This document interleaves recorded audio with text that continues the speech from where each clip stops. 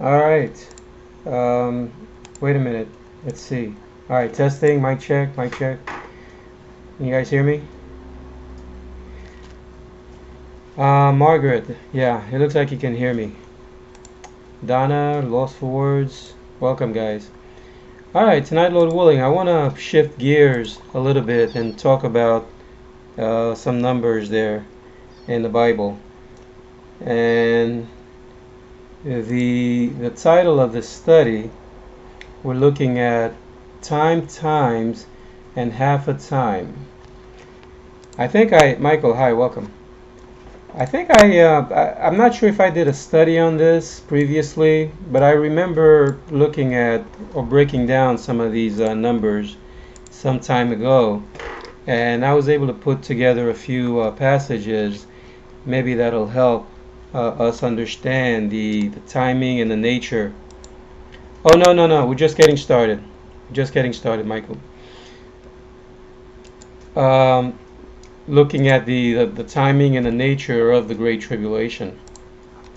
And that's what I think is in view here. Time times and half a time would be a reference to the Great Tribulation.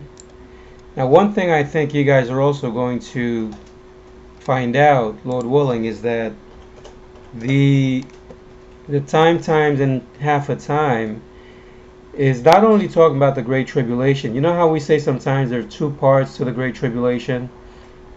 And hold on one second, I think I need to lower the mic. You know how we say there's like two parts to the Great Tribulation, part one and part two. But in reality, what I think is in view is that we're looking at one tribulation, which is the judgment that comes on the church, and then that tribulation is interrupted. It transitions into God's judgment on the church. Okay, so let's take a look at Daniel chapter 7 verse 25 is where we see a reference to the times and half a time. He shall speak great words against the Most High, and shall wear out the saints of the Most High, and think to change times and laws, and they shall be given into his hand until the time and times and the dividing of time. And the word dividing there is also half. Now, can anyone tell me from the context, what do you suppose is in view? Speaking great words against the Most High, wear out the saints of the Most High, and think to change times and laws. What is that talking about? In fact, that reminds me of a verse which I probably should have made a part of this study. For then shall be great tribulation. Matthew 24 verse 21. For then shall be great tribulation, such as was not since the beginning of the world to this time, no, nor ever shall be. Can you see that? So they shall be given into his hand until the time and times and the dividing of time. So that's a half, right? That's a half. And now we're looking at Daniel chapter 12 verse 7. Daniel 12:7. And I heard the man clothed in linen which was upon the waters of the river, when he held up his right hand and his left hand unto heaven, and swore by him that liveth forever, that it shall be for a time, times, and an half, and when he shall have accomplished to scatter the power to scatter the power of the holy people, all these things shall be finished. Okay. So again, what do you suppose is in view? That has to be talking about the Great Tribulation, correct? That has to be a reference to the Great Tribulation. Given into his hand. They shall be given into his hand until the time, times, and the dividing of time. In Daniel 12:7, it shall be for a time, times, and a half, when he shall have accomplished to scatter the power of the holy people. So we can see that this is language of tribulation, correct? And notice Revelation 12:14. And to the woman were given two wings of a great eagle, that she might fly into the wilderness, and to her place where she is nourished for a time, times, and a half a time from the face of the serpent. So what period is in view here? What period of time is in view? What period of time is in view? Well, it is the Great Tribulation, but how can Revelation 12:14 be talking about the Great Tribulation? And this would be a language or the verse. Yeah, exactly, Michael. The revelation of Christ. And it's talking about a time, times, and a half a time from the face of the serpent. That has to be the separation of wheat and tares. Notice that the woman is given 2 wings of a great eagle that she might fly into the wilderness where she is nourished. And who is going to be the spiritual meat? It is Christ, the bread of life, correct? She is nourished for a time and times and a half a time from the face of the serpent. Right, exactly. The unsealing of God's word. The unsealing of God's word. Okay. So, what I think is important to see here, time, times, and a half. Okay, first we'll look at it this way. Time, times, and half a time is a reference to judgment, right? And judgment equals tribulation followed by death, or judgment on the church, judgment on Babylon. So that's what we want to try to focus on, that this judgment, it begins with the Great Tribulation and then it transitions into the devastation of the church.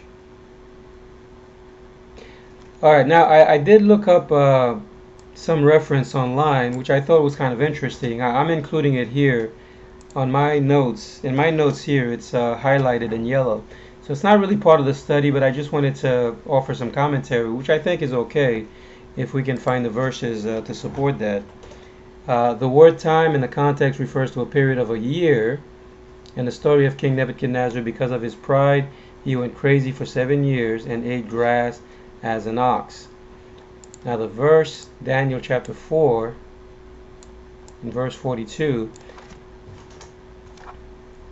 and they shall drive thee from men, and thy dwelling shall be with the beasts of the field. They shall make thee to eat grass as oxen, and 7 times shall pass over thee, until thou know that the Most High ruleth in the kingdom of men. Now another thing I think we're going to see is that God uses the word years and days simultaneously, right? Interchangeably. Because ultimately I think it is referring to Babylon or Christ, but in judgment, time is no more, remember, and time would be a reference to it is Babylon who is removed. So there's an intimate connection, I think, between the word time or years as it relates to the body of Christ. So that's what we want to keep in mind, even though these appear to be talking about a time reference, a time frame, but ultimately it is focusing on what's happening in the church, right? So 7 times shall pass over thee. So the assumption here, which I guess might be okay, is that 7 years shall pass over thee. Now 3.5, which also is, I believe, tribulation and judgment, or tribulation and the redemption. Now 2 things are happening after the tribulation. There is judgment on the church, and then there's also the separation of wheat and tares, so there is redemption, correct? So time would be, let's consider time as 1 year, times as 2 years, right? Time times, and half a time, which is a half a year. And when you add that up, you get 3.5 years. Now, it's not surprising to see that God is making reference to this 3.5 in the Bible, correct? But notice the language again, not so much the numbers. Notice the language, the context, the surrounding verses. Okay, and they of the people and kindreds and tongues and nations shall see their dead bodies 3.5 days, and shall not suffer their dead bodies to be put in graves, right? Now, what I believe is in view here, and I don't think we have time to get into the details, the idea of the dead bodies of the saints in tribulation, remember God says that he would bring them through the fire, or they call on his name. Their dead bodies, they shall see their dead bodies 3 days and a half, and shall not suffer their dead bodies to be put in graves. So in the graves, in this context, is salvation.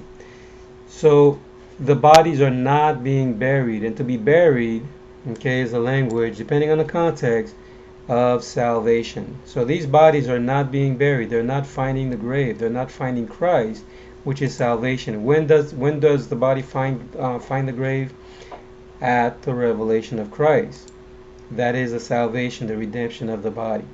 But so this here is telling us that the context is looking at the devastation of the church. 3.5 days where the people and kindreds and tongues and nations shall see their dead bodies and shall not suffer them to be put in graves. So we have 3.5. Another reference to the 3.5 is close to this, Revelation 11:11.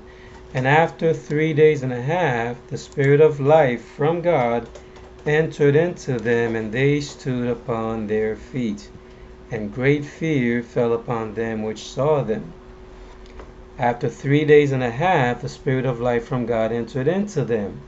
So we have, you see, there's 3 days and a half. That's why I said we can't really divide the tribulation into two parts. The 3 days and a half, the body is dead. And then another 3 days and a half is referencing the tribulation. Oh, by the way, you know what's coming to mind? Actually, the tribulation, I should have picked that up, is also said to be spiritually 7 years, right? 7 years. What's half of 7? Well, half of 7 is 3.5. So this 7-year tribulation is broken down into 3.5 and 3.5. And then we're going to see later 1260 and then 42 months. It's all referring to the same time period. So that's something to keep in mind. So that 7-year tribulation, and I do think that there are some verses, I don't have them right now, that would relate to that. Well, actually, I think I do have something we'll look at next, the 70 weeks of Daniel 9. And we can tell by the context as well as the rest of the Bible that it is 70 weeks of years, where also the Bible tells us about a day equaling 1,000 years. So 70 weeks of Daniel 9, a day equals 1 year. Okay, a day equals 1 year. And here's another commentary.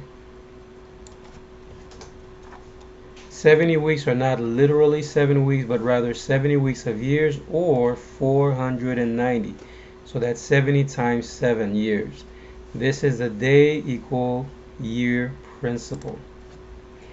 Now there's another truth, I think, which I do have a study on this, that the believer or the church is to forgive 70 times 7.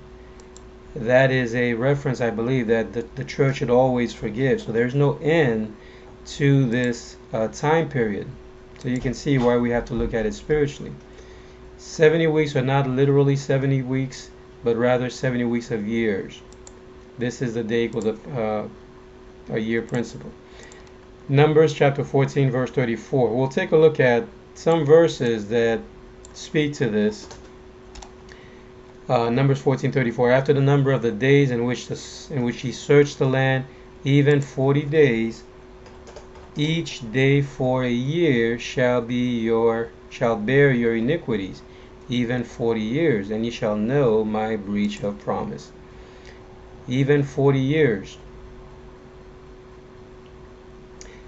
After the number of the days in which he searched out the land. 40 days, 40 years.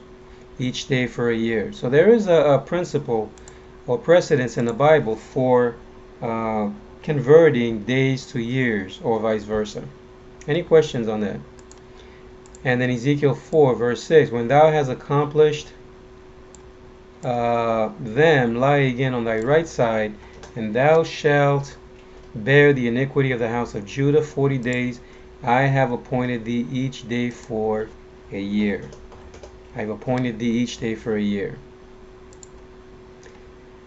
Okay, some more commentary, not too much. We'll look at the lunar calendar, and I think this is something that Mr. Camping used to talk about also. if we apply this formula of the 3.5 times, we must first establish exactly how many days this represents. The Jews did not use a solar calendar as we do today. They instead use a lunar calendar. Anyone disagree with that? I think Mr. Camping, again, a lot of the calculations that he did, we're looking at this very thing. Psalm 104 verse 19, he appointed the moon for seasons, the sun knoweth his going down. Now, of course, this is spiritual, right? If we look at it spiritually, we see how it relates to the church. So the length of a lunar month can be determined from Genesis 7. Genesis 7:11. Oops, actually that didn't post. But that's okay. No need for that. Let's look at Genesis 7:11. In the 600th year of Noah's life, in the 2nd month, in the 17th day of the month, the same day were all the fountains of the great deep broken up, and the windows of heaven were open. And the windows of heaven were open. Now, in verse 24, Genesis 7, the waters prevail upon the earth 150 days. Now again, this is one area that came, or that allowed people to talk about May 21 to October 21 as 5 months. 150 days divided by 30 is 5 months. So you can see that God uses a 30-month calendar or lunar calendar as opposed to 30 or 31 and so forth, correct? Genesis 8 verse 4, and the ark rested on Mount Ararat on the 7th month, on the 17th day of the month, upon the mountains of Ararat. And then a quick commentary that, let me post that, might help us to get just a setting here. There were exactly 5 months from the point where the flood began and the ark rested on Ararat, and this was a period of 150 days. So this demonstrates that the lunar calendar set forth in the Bible has 30-day month. Therefore, the year is counted as 360 days. And that's important because we're going to see that in a few minutes. Okay, any questions on this so far? We're looking at time, times, and half a time. And I'm suggesting that this is a reference to the Great Tribulation, the judgment, the entire judgment on the church. And it is also viewed as 7 years, but it's broken down into 3.5 and 3.5. Let's take a look at 1260 days, or years, tribulation and redemption. Tribulation and redemption. Returning to the 3.5 or 3, hold on one second. Returning to the 3.5 times, which we now know represents 3.5 lunar years or 360 days, using the same method as used in the 70 weeks of Daniel, we calculated to be actually 1260 literal years. So how do we do that? Let's see. So that's 3.5, right? 3.5 times 360. So that's 1260 years. To confirm this, we need only to look at the 12th chapter of the book of Revelation. And we'll probably see this here in verse 6. And the woman fled into the wilderness, where she is prepared of God, that they should feed her there 1,203 score days. So that's 1,260 days. Okay? Now again, I mentioned earlier that this time reference is pointing to the redemption of the church. It's pointing to the redemption of the church, correct? That they should feed her there 1,203 score days. Revelation 12:14, and to the woman were given 2 wings of a great eagle, that she might, where she is nourished, there's another reference, Revelation 12:14, she is nourished for a time and times and half a time from the face of the serpent. Again, that's the redemption side of the 1260 days. It's the redemption side of the Great Tribulation, the redemption side of judgment on the body of Christ. Revelation 11 verses 3 and 4. And I will give power unto my 2 witnesses, and they shall prophesy 1,260 days clothed in sackcloth. Now, what's interesting here is that previously, I think Mr. Camping, Family Radio, he would look at this as the entire New Testament period. You guys remember that? They shall prophesy 1,260 days clothed in sackcloth. Well, I've looked at this some time ago, and it's kind of hard to ignore the fact that the times and a half a time, the 1,260 days of 42 months, is really purely a reference to not the entire New Testament church age, but rather to the Great Tribulation. And Revelation 11 verses 3 and 4 would have to be speaking, Lord willing, of the redemption side again of the church. When does this happen? Well, earlier in Revelation, what was it? Revelation 11, talking about the 2 witnesses, their dead bodies, verse 9, they shall not suffer their dead bodies to be put in graves. So that's the Great Tribulation. But then after the tribulation comes the redemption of the church. And so there now the believers, it's as if we're saying today, by God's grace, the believers are witnessing, or they're sharing the gospel 1,260 days clothed in sackcloth. So we're still in the judgment period. We're still in the judgment time. However, it is a time when there is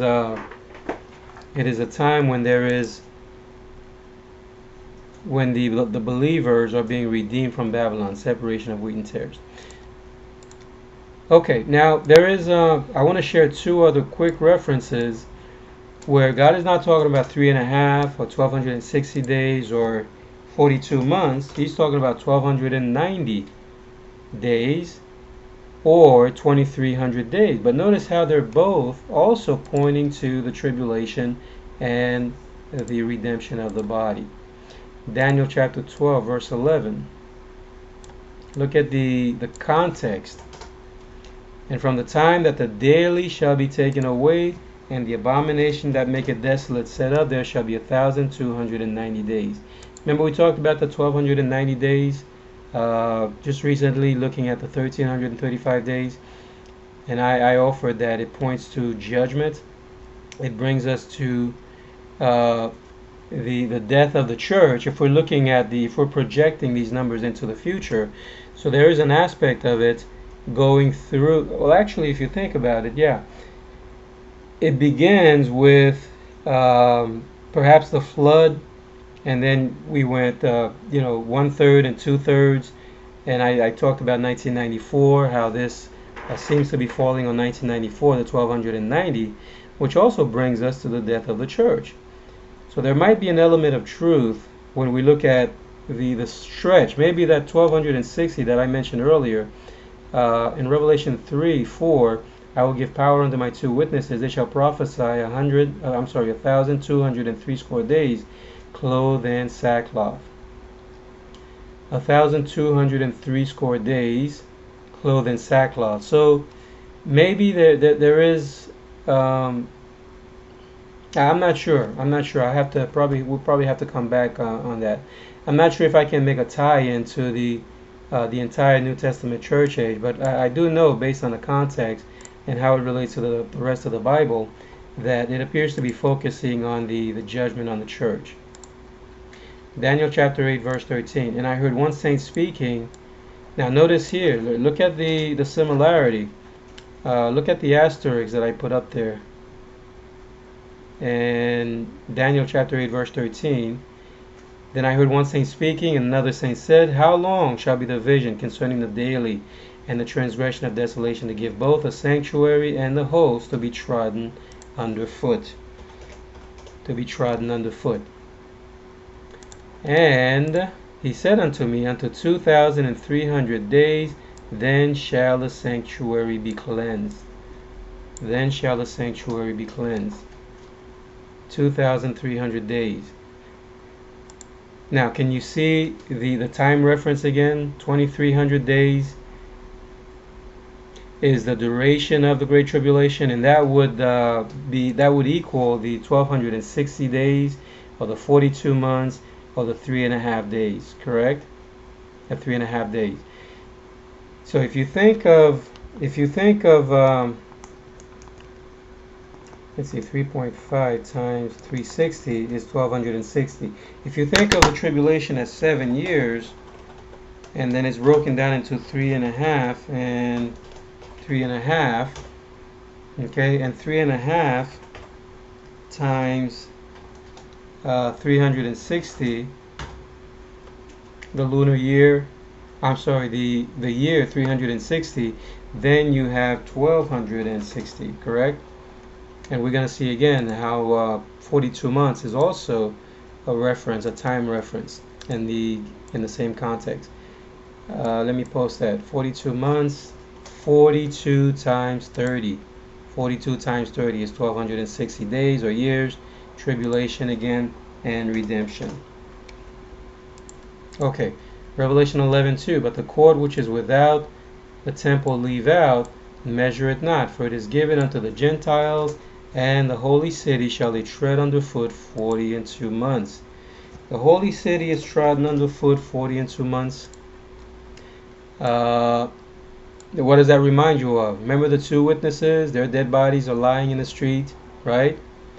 And oh yeah, the asterisk that I was talking about just now, if you go back to Daniel chapter 8 verse 13, the latter part of the verse, to give both the sanctuary and the host to be trodden underfoot. 2,300 days. So that 2,300 days is the same reference that we find in Revelation 11 verse 2, the cord which is without the temple, measure it not, that is given unto the Gentiles, and the holy city shall they tread underfoot. Same language, 40 months. So is there any doubt that 40 months is another way that God is talking about 1260 days? And you know the Bible is like that, right? God can use a variety, and this is proof of it, I believe. God can use a variety of terms to refer to the same entity, the same person, the same object, right? For example, Satan is known by a variety of names. God is known by a variety of names. The church, spiritually, the heaven and the earth, the sea, the oceans, the mountains, and so on. And this is another example of this, I believe. Revelation 13 verse 5, there was given unto him to make a mouth speaking great things and blasphemies, and power was given unto him to continue 42 months. There it is again. This context, this language is similar to language we find in the book of Daniel talking about the holy city being trodden underfoot. So in one place you might find it as 1260 days or years, and here we're looking at 42 months. Revelation 13 verse 6, and he opened his mouth and blasphemy against God, to blaspheme his name and his tabernacle and them that dwell in heaven. Now, by the way, blaspheming God's name, what do you think that is referring to? To blaspheme. Is this talking about people that are going about and taking the Lord's name in vain? To blaspheme God's name, you know how people in their casual conversation they make reference to Christ or Jesus, and no, exactly, Michael. Blaspheming God's name here carries a lot more weight, because I believe it is speaking of the false prophets and the false Christ that are coming in the name of God. That's how they blaspheme. Remember the woman in the book of Revelation, on her forehead, Mystery Babylon, the great, the mother of harlots. And there's another reference that speaks of blasphemy, the name of blasphemy, written on her forehead or something to that effect. So to blaspheme his name and his tabernacle. Revelation 13 verse 7, it was given unto him to make war with the saints and to overcome them. Again, in the context of the 42 months. The 42 months. Alright, now, before we close, if you have any questions, please raise your hand or type something in. I mentioned half and half. I do have a couple of verses that seem to be interesting in how they relate. from tribulation to redemption, half and half, shortening of the days. Shortening of the days. And it was given unto him to make war with the saints. Let's see. Zechariah chapter 14, verse 2. I will gather all nations against Jerusalem to battle, and the city shall be taken, the houses rifled, the women ravished, half of the city shall go forth into captivity, and the residue of the people shall not be cut off from the city. The residue of the people shall not be cut off from the city. Now I'm talking about 3.5 plus 3.5 equaling 7 years. And notice how in the same context God is also making reference to half and half. I will gather all nations against Jerusalem to battle, and the city shall be taken, the houses rifled, and the women ravished. Half of the city shall go forth into captivity, and the residue of the people shall not be cut off from the city. The residue of the people shall not be cut off from the city. Zechariah chapter 14, verse 4. And his feet shall stand in that day upon the Mount of Olives, which is before Jerusalem on the east, and on the Mount of Olives shall cleave, and the Mount of Olives shall cleave in the midst thereof toward the east and toward the west, and there shall be a very great valley. Half of the mountain shall remove toward the north, and half of it toward the south. Which the focus here appears to be looking at the division of the kingdom. Separation of wheat and tares. The north, where Babylon or the enemy comes from the north, and half of it toward the south. So that I think is what's in view here. Matthew 24 verse 40. I mentioned earlier that the tribulation transitions. Oh no, actually before we get to that, Matthew 24:40. Then shall two be in the field, one shall be taken and the other left. So again, half and half. God is making reference to half that relates to judgment and half that relates to salvation. Now the only thing is that we know the 3.5, the first half that deals with the tribulation. What happened to the other 3.5? When does that end? Again, you can see it's not a literal time reference. When does the second part of the judgment, which is 3.5 or 1260 days, when does that end? Well, it doesn't, right? At least spiritually it doesn't, until possibly the end of the world. So what I thought was interesting here is the reference to the half. Two shall be in a field, and the one shall be taken and the other left. And by the way, again, we've talked about this before. The one taken would be the church, right? The church is taken in judgment. The one that is left is the elect. They're not cut off from the city. And I mentioned earlier that the tribulation transitions into God's judgment. And except those days should be shortened, there should no flesh be saved. But for the elect's sake, those days shall be shortened. Another verse, which I probably should have included here also, is the one that speaks of with the tribulation of those days. Remember that? Let me post it. With the tribulation of those days. Oops. No, actually it doesn't say with. Immediately after the tribulation of those days. And that's one reason that I was interested in looking at the translation for this, because after here, this verse should really be translated but. Immediately is the word but. With, the word after would be the word with. But with the tribulation of those days shall the sun be dark, and the moon shall not give her light, and the stars shall fall from heaven. So in other words, the tribulation is it simply transitions into God's judgment on the rest of the body. And that is the end. That's the last day spiritually that I believe God is concerned about. Okay? All right, let me post a conclusion and then we can open for discussion. John, hi, welcome. I'm just finishing up the this language here. This summary. The Bible appears to be using the language of 3.5 days, 1260 days or years, 1290 days and 42 months, figuratively to point to judgment on the church and tribulation and the redemption of the body at the revelation of Christ. The tribulation transitioned into the redemption of the body with the command to depart out. With the command to depart out. Days and years are used interchangeably to point to the church that became Babylon. Days and years are used interchangeably to point to the church that became Babylon. And I discussed that briefly earlier.